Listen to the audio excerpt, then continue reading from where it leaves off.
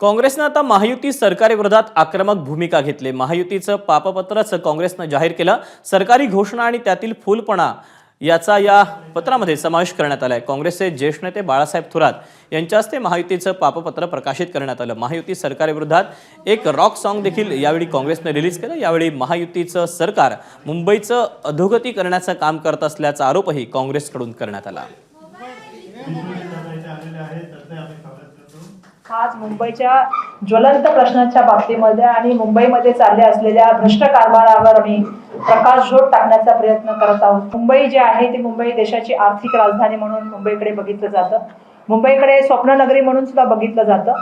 असं म्हटलं जातं की मुंबईमध्ये जो आला तो कधी उपाशी राहत नाही, परंतु ज्या वेळापासून महायुतीचं सरकार निर्माण झालेलं आहे त्या वेळापासून आपण बघतोय की मुंबईच्या नागरिकाचं जीवनमान जे आहे ते खाली सातत्याने होताना दिसत आहे। एबीपी माझा, उघडा डोळे बघा नीट।